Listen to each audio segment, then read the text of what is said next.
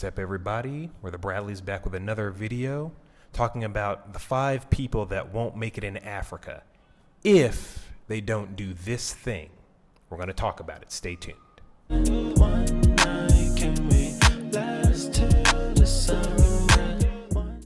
Hey, everybody. Josiah back here with you. Hey, it's Marlene. How you doing? It's Mark. Hey, it's Daniel. Welcome to another video. And so we get a lot of questions about when to move to Africa, where to move, how, and so on. So today we're really going to dial into when and maybe a little bit of where. And so to do that, we're going to talk about 5 people that we want you to think about. Do you fit this person as far as moving to Africa or moving abroad? And also, of course, living abroad permanently, staying in Africa and not having to go back to your home country with your tail between your legs. So to kick us off, Dad's going to get us into some principles here. Yeah, you don't want to have to go back with your tail between your legs. I like the way you put that, Josiah. And so it's important that you figure out if you're, which one of these 5 types you are, because it's going to be true in some endeavor in your life. But before I get to those, where are they coming from? They are coming from a thing called the diffusion of innovation. I said diffusion of innovation. And that's a theory by this guy named Everett Rogers. If any of you have read the book, The Tipping Point, it's talked about in there, or maybe Start With Why, it's talked about in there. And so we're going to touch on the 5 groups that were discovered or theorized by him. And they are innovators, early adopters, early majority, late majority, and laggards. Now, when he looked at it from a point of view of business for, I'm going to go ahead and use some examples. There's the hula hoop. The hula hoop took off in the 1960s and somewhere in there, right? Hush puppy shoes, they really took off. But now let's get something that you all, well, not exactly. I think our folks are going to know what I was talking about. The Apple phone, the iPhone, all right? So, and then there's the Tesla car. So the point of his theory here is that there are some people who will do, before there's a model, before there's a prototype rolling around, they will get their name on the list and pay hundreds of dollars if it's an a Tesla or something like that, to get their name on a pre-order and reserve their slot. So when this thing comes out, they got the first ones. They're the people who got the iPhone when people were saying, oh my gosh, it's just a totally glass screen. I need my physical buttons. They were innovative when it came to that. They were an early adopter. And so this model looks at when products take off and accelerate and are accepted by the masses. In this case, that would be what's called the early majority. So what we've noticed is, I do need to mention this, that is, there was a time when a large group of people moved in the United States from the South. African Americans, blacks, moved from the South to the North. When that was occurring in the 40s and 50s, through there, I think, the deal, or even earlier, the deal was there were some who probably thought, I don't know, that sounds kind of tricky to me. I'll wait until more of my cousins and stuff make it in Detroit, Chicago, and on the railroad lines, which is where they establish things. And yes, they waited till things were established. But there was people who went ahead first. So what I'm saying is these idea of when things take off can be applied to movement of groups of people. And so we can look at, we're assuming that if you're watching our channel, you have somewhat of an interest in moving abroad, moving to Africa. So that's why we're here. That's what our channel is about if you go read the about. So anyway, just kind of looking at that, now we're ready to go through the different 5 types and explain why they're going to fail with regards to if they have already moved to Africa or thinking about moving to Africa. Is that about right, Josiah? That's it. So we're going to go, and we'll put some visual aids up for you so you see what we're working with. So the first one will go, Mom's going to kick us off with the laggards. All right. hoping not to be in that area. But laggards can be people that kind of have their feet firmly planted where they are, not trying to go in any other direction but home, right where they are. And so they're not looking to go forward. And so that can present some difficulty. And so what you want to do is figure if you're that person or not. And so you're wanting to like say, okay, I don't know if that's what I want to do, but if you don't, then you may be missing out on some opportunities that are going to come down the line. But because you stayed put, you weren't in the mix of those things that would transpire when you make that move. Do you want to say something, Mark? I got a thought. I saw this image in my mind. You said that they could miss because they stay put. Since you mentioned the iPhone and you held up your phone to the screen.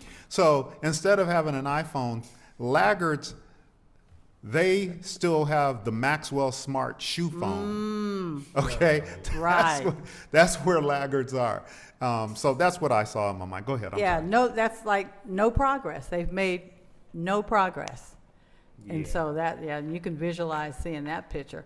Also, they're going to be like slow to change. People that are laggards they don't want to change.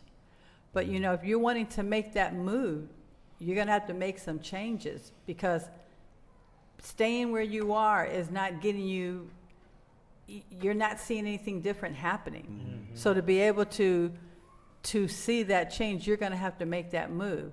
Because other words, you're just, I don't know what you want to call it, you're just kind of, go on. Like frozen, Right. I guess, in molasses. No forward momentum. Right. And you're not going to be able to know what to do to get there, to be able to blend in with the culture, because you're not trying to do that. And so that will make it a little hard for you to be able to blend in with the culture. Also, you're going to be complaining. A lot of times people that are kind of staying where they are, they have all kind of reasons as to why they shouldn't be doing something. Well, this could be this, or it could be that way, or they're not going to have this, or they just find more of the negatives of why not to make that move. But you're just going on what you think something is, and you haven't made the move. So those are, go on. No, go ahead. I'll say it when you're done. So it's like, you've got to be able to figure, you're going to have to adapt. You're going to have to figure ways to, okay, I make this move, I'm going to have to adapt, because it's going to be a totally different environment. So those are the areas you're going to have to figure, well, am I going to do that or not? So those are the things you're going to have to really think about. And hopefully you're not that laggard. You're not that person that's saying, no, I like where I am, I like what I'm doing, and I'm not trying to do that. But you might want to be thinking about that. Nice, Mom, because I also thought of like slow to adapt to the food, culture, language. Laggards are like people who are trying to attach a U-Haul to a cruise ship or to their Voyager van and drive across the Atlantic Ocean and hit the Gambia with this U-Haul. They tried to drag the USA with them. That's a laggard, okay? And they're going to fail miserably, that type of person, unless they adapt, as Marlene said. They also they don't have a job. So we get questions like that. It's not an inherently bad question, but that gets more universal, which we can talk about here. But they aren't entrepreneurial. They're not freelancing. They're not remote working in their mind. They just need the jobs and the careers established for them before they show up, I notice. Yeah, they're operating still in the womb of the safety of the United States, the safety of the mentality of having a job versus being a digital nomad or being entrepreneurial, realizing there's 6 to 7 billion people in the world and they can sell to them. They're thinking always on the old paths. So probably jobs for like 20 years or plus, because not many jobs are doing that. The Yeah, pension. the nice watch, the gold watch, probably Still not trying to use Google Maps. Got your foldable map all out and ready. If you're trying to MapQuest. get around, probably not thinking about moving from where you are at all versus other people who have moved to other states. So yeah, those things come to mind to me. And this all still applies. Again, obviously, these people might not have left, but these things that Mom and everyone just went through apply when you do leave, because we still hear and have also had some of these complaints. And then when we did adapt, you're just not used to certain changes, no matter how much you prepare. Sometimes you have to live through it. You can't sit back and research your way into a new life. You do as much research as you can. You interview as many people as you can, and then it's up to you to get off the diving board and do it. A positive, actually, that came to us about laggards was sometimes they can be very narrow in their thinking in a good way, and they become immune to groupthink sometimes. Because we've seen some people who they jump in to want to be in an expat group. We're talking about expat life, basically, right? We love expat groups in general. We're a part of some that are helping making our lives better, so no shade. But sometimes the positive of the laggard, once you're over here, is actually that you have your finger on your own pulse of what it is that you need, and you're not pushed around. You're not bullied into investing in something you're not ready to. You're not bullied into putting your kids in a certain program if you're not ready to. The flip side can be you're so rooted in certain familiar things, and if you can't find the exact thing, you find the next best thing, and you're reluctant to join the crowd sometimes, and that can sometimes be a positive. So the laggard needs to, it applies to all of these, change accordingly. And so these are some of the pros and cons or pitfalls and triumphs we've seen of the laggard. Anybody have anything else for that? All right. Next, we've got the late majority. So they say things like, this thing is odd, but something's going on. They want minimum to no risk. They are skeptical. They might say, what are these weirdos doing? Don't wild animals roam the streets in Africa? Lions, bison, leopards, hyenas, all of that stuff. So one thing is they don't research. Daniel, you said something about hearsay.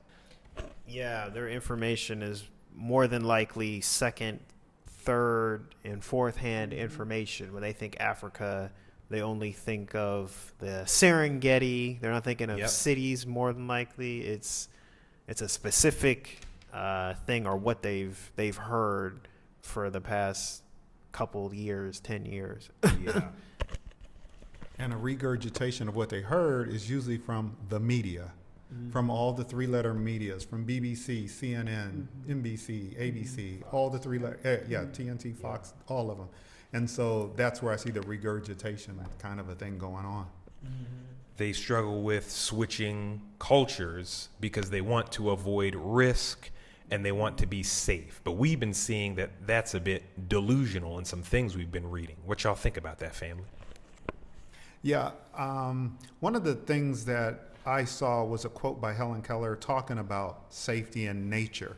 Nature is where we learn a lot of things. It teaches us stuff. And one of the things I guess that she said was that even in nature, there is no safety. There is never, everything's at peace. It's, people used to pass this around. Somewhere in Africa, a gazelle wakes up and a lion wakes up. And whether you're a gazelle or a lion, you better get up running. And so there's this thing, I know that was so stereotypical, but anyway, but there is this thing that safety is an illusion. In fact, I like the way George Carlin explained it as a comedian in the 70s, talking about safety, but I don't want to go too much into that because he was just basically saying it's an illusion. And unless you accept some risk, you really can't move forward. Go ahead, Dan. Yeah, I think of other examples of that where you're always needing to, in life, step outside the comfort zone. Whether you're in like a new school or a new job, you're still going to have to connect with new people. So this safety net it's really all in your mind. And I think there was some other analytical data or something that proved that like most of the time what's going on in your brain, the fear or that, like it doesn't even happen. Yeah, 90% Yeah. of it. is 90% of it it's doesn't made up happen. stories in your head. Yeah. Some positives of the late majority: they show up at the right time. Like immigration might have been ready by the time they showed up. More paved roads, maybe more job opportunities or more entrepreneurial opportunities for your visa. And Dad, you said if they can be leveraged, their large numbers can help the movement, whether that's solo travel or a family of 5. All right, so DB, can you take us into the early majority? Sure. So the early majority, they're very analytical. They're always analyzing things. They require explanation. They're open to the possibilities. They just need the bugs worked out first. So they might say like, this thing looks interesting, but is it for me? I'll wait for wider acceptance or for them to polish it up a little bit more. So they're open to the possibilities. They need those bugs worked out as we look back at like the late majority. They're that second part of the majority, so they bring a very large group over. Like if we go back to like the iPhones and the Teslas, like most of majority of like, if we just use USA, America, are iPhone users. And it's like they're famous for being picked at by Android users because we'll get a feature, because I have iPhone, that's been on Android for like the past 10 years, but the bugs weren't worked out. Like that's what they'll say, oh, we've had this feature. But then when they see it implemented to Apple, they'll be like, oh, it's here, but now it's even, oh, it's fine-tuned into the operating system. What's defaulted in how your phone works versus the Android. You got to go to some website, could be sketchy, the app icons looking a bit weird. It's only got 12 reviews, and it's like they need those bugs worked out. So go ahead. Following your lead on the Tesla. So when Tesla first came out, it was very rare. You had to pre-order it. You had to put money down. But now, even on the East Coast and especially on the West Coast, seeing Teslas like, oh my goodness, they're just everywhere. That's the regular car. However, I was on Facebook just yesterday and someone had a picture of a Tesla truck and they were saying, I'm just not ready for this yet. And so it was that's an example of this business of something being widely accepted yet, and it hasn't made it. So if you're always thinking of this business of moving abroad, moving to Africa, the concept of it has evolved over time from Marcus Garvey, before him, to now where it's not unusual. People have even vacationed on the continent a little bit. That's right. And it's like it's starting to show up like Teslas that you see. They're popping up everywhere. They're popping up everywhere. And so people who are at least thinking about the continent is increasing in numbers, and you're going to get those. It's almost ready for the early majority, the masses of the movement to take it over.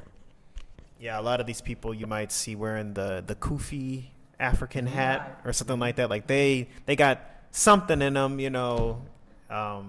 so yeah. Or more locks. People might be embracing, cultural attire, their hair, eating right.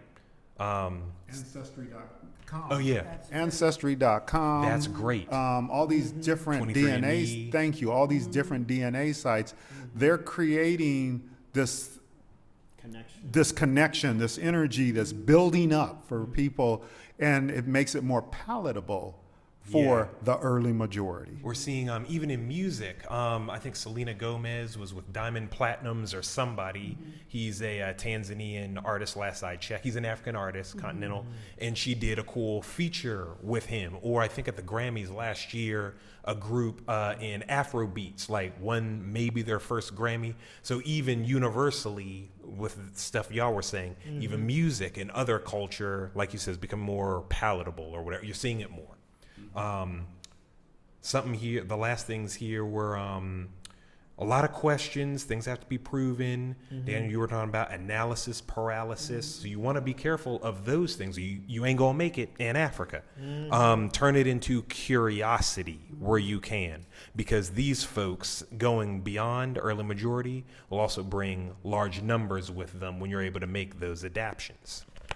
Just quick, I want to slide into a commercial, but the folks, what you want to do is ask yourself, which one of these groups of people are you when it comes to moving to Africa? And the reason why I said it like that, or even moving abroad, well, the reason why I said it like that is because you could be the latest tech geek, but when it comes to something else like art on the wall or another thing, you are not across the board an innovator, an early adopter, or early majority, or anything like that. It's specific to a particular thing. So anyway, if you would like to learn more or talk more about that, we've got a workshop that's available. It's July 20th and 21st. We're in the early bird registration right now. Final week for early bird pricing. Go ahead, Dan. Thank you. No problem. Thank you. You heard him. So you want to hurry up and go ahead and register, because what it does is it helps you prepare yourself as much as possible in that workshop. And you can go on to our website at awakenwithmark.com and see the testimonials of those who have already been before you. So there you go. That I said before, there's a lot here. Be encouraged. Take small bites so that you're not overwhelmed. Be encouraged.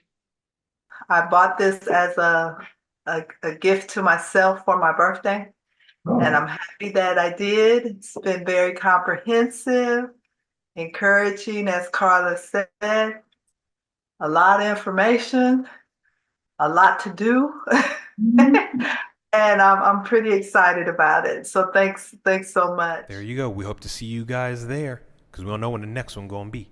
Okay. So early adopters. We love y'all. Okay. Easily see the potential in what innovators are doing. Innovators will be the last one that we do. They see the new possibility without explanation. They might say things like, the cool kids have a new thing and I want it too.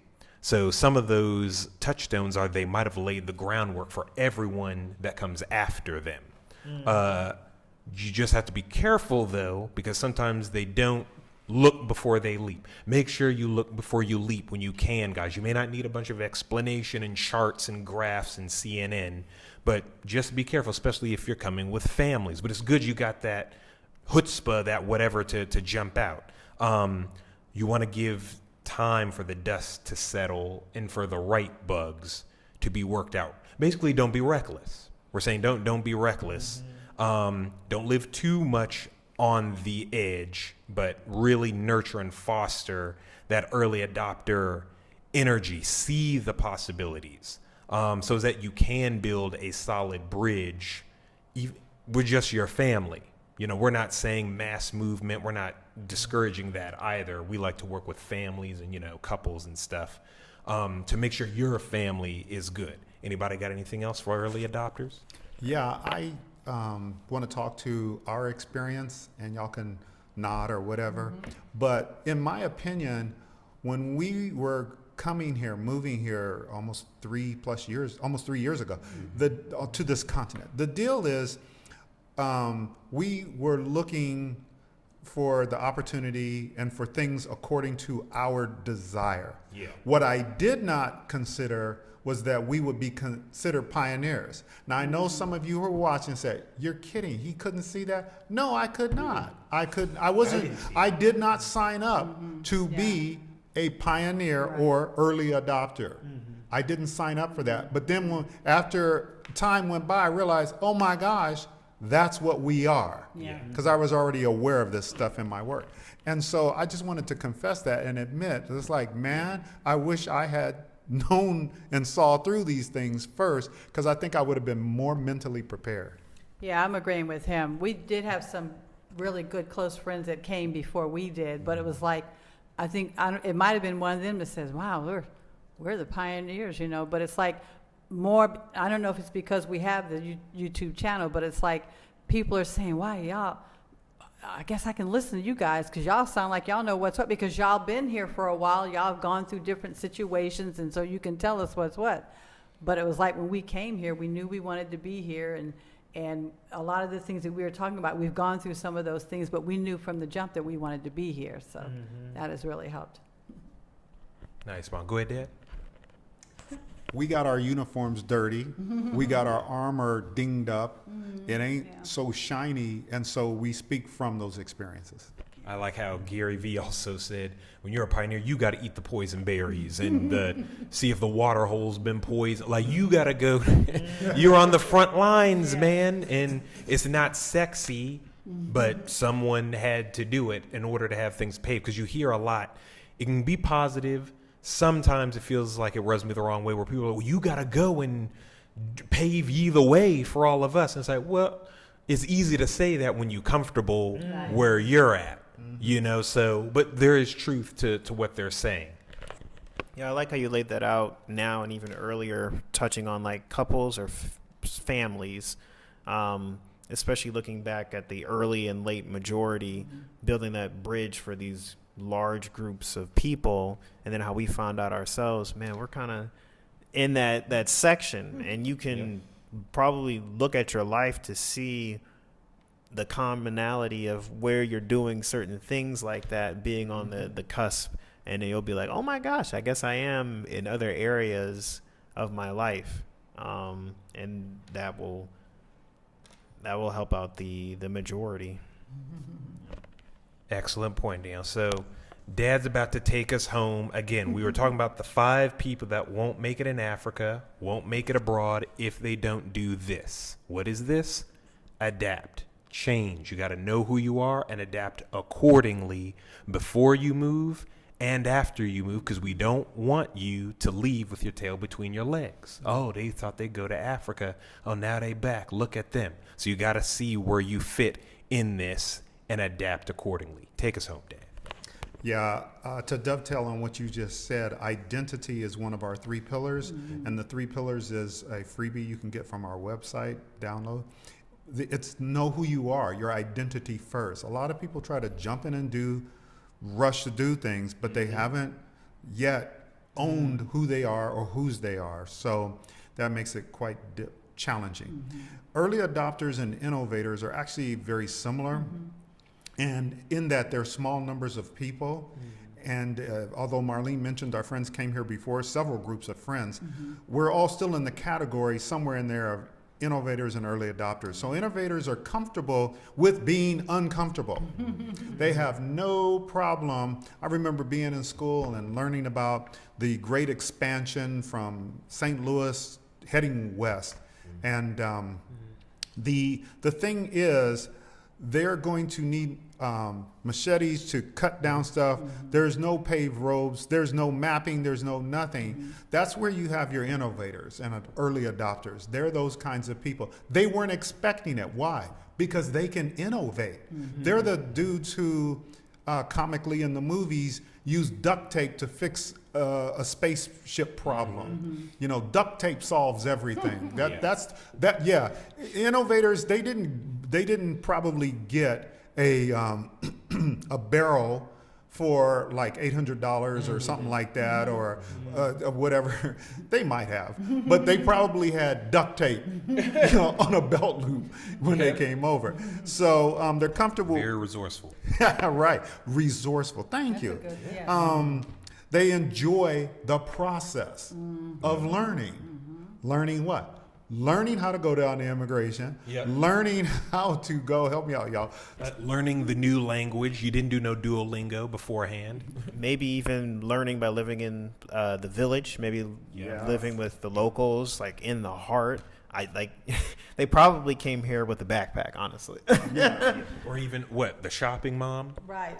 Even just going to the store, I mean, they have markets like you're used to, but you have to, what's that word, haggle? Yes. Negotiate, not used to that. And so, and not everything has a price on it too. So those are, things that you have to like, okay, how I can figure that out. And the more you go, the more you do, the more you learn, so. So the innovators enjoyed what she just described. Oh, this is great.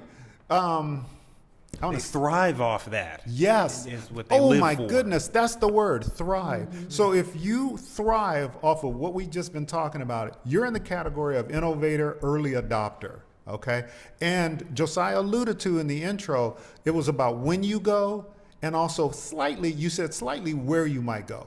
Because an innovator or early adopter might be frustrated if they show up at a place that's already overdeveloped. Exactly. And I don't mean that in a bad way, but Johannesburg, South Africa might be a bit over, or Cape Town or Nairobi might be too much for them. They like to take advantage of the fact that there are no guidelines and no rules. In a good way, In not a good way. exploitative, Absolutely but they good try way. to maximize it. But if something's perfect, well, it's like you're useless. Yes. But you got to know who you are, and you got to know what that area is, so you can have that happy marriage. And he said useless, which is, let me say it another way. That was perfect word. You fail. Innovators and early adopters can fail by going to a place where they feel useless. So that reminds me of a personal story. I'll tell real quickly here as time gets on. There's a guy I respect. He's a physician, and he was talking to me. And he has left being a medical doctor and started his own tech business. And he was explaining to me that where he now owns his business, it is very open to innovation. But if he'd have stayed in the city of 6 to 8 million, he said it's already done. He said by the time you're thinking of it, people have already exploited, and we're doing it because there's just so many people and it's already so established. And so he saw himself in a different location, which is less than what he experienced growing up. But he's not have a problem with that because it'll work to his personality type. So he's not looking for guardrails if you're on a racetrack, or what is that in the bowling alley where you put them up for the kiddies, the guardrails to keep the ball from going in the gutter. So he's not looking for those because he wants to leverage the gray areas.